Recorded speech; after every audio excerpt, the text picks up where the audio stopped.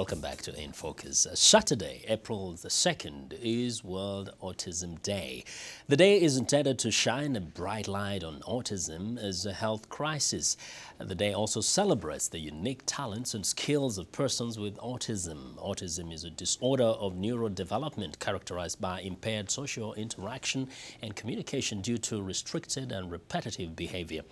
I spoke with Brigitte Kobenan of Autism Community of Africa, who has an autistic child, and asked her to share with us her personal experience. You know, when you get that diagnosis in the doctor's office, it's the worst day of your life. I mean, for me, it's like the world came to a stop.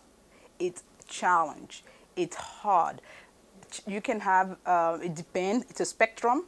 So some children are on a very low spectrum, which is mostly, you know, the mentally disabled, and some are high functional, Asperger's syndrome, and you know, of that sort. So in our case, it was very hard because he wasn't speaking. You don't know what the child wants. You don't know where he's hurt.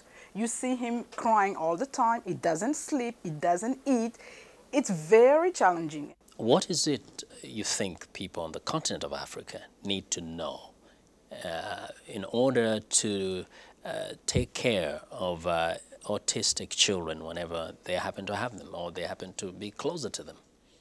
Okay, the very first thing that I want to tell family out there in Africa, it's not your fault. It's not the mother's fault, because we get that a lot. You know, it's not the father's fault.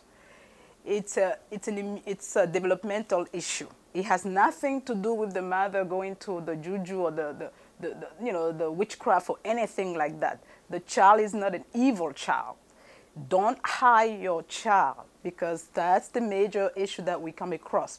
Family are ashamed of them, and as you know, in Africa, you cannot bring a child that is doomed evil. So they hide him. Don't hide your child. Take him out. Take him out. Go see the doctor, even if the doctor are not equipped to diagnose them, which I think we're going to get to that point.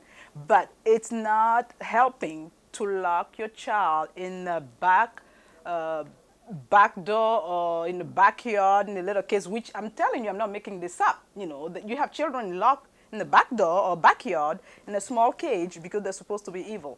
And parents, nobody talk about them. You don't do that. Your children your children are very smart.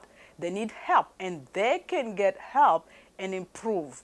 So please don't hide them. That's the first step. What should authorities do to make it easier for people who have autistic children in Africa?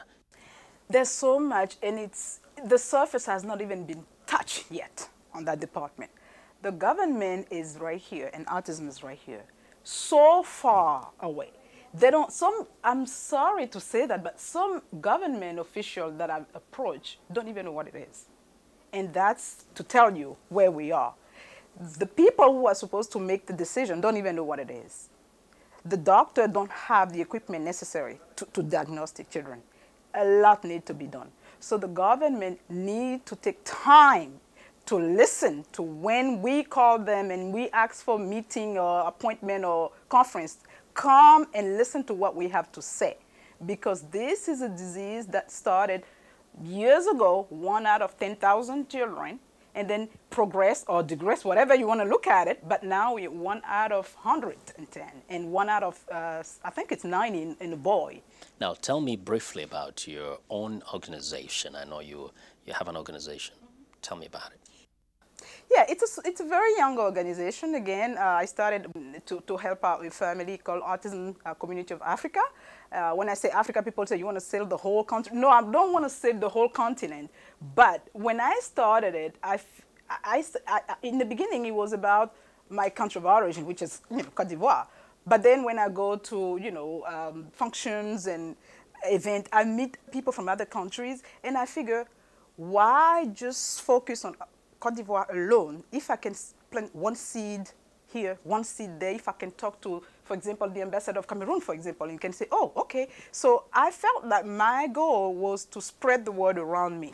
That's how I said Africa instead of Côte d'Ivoire. I want to mention that this autism in Africa, it's a new energy, okay? So every little organization that start here and they're trying to come together and make their voice one and be stronger. So in that instance, right now in Ghana, we're having a conference there, and that conference will be, at the end of the conference, the creation of the Autism Society of West Africa. So the more together we come as an organization, I think the bigger our voice can be.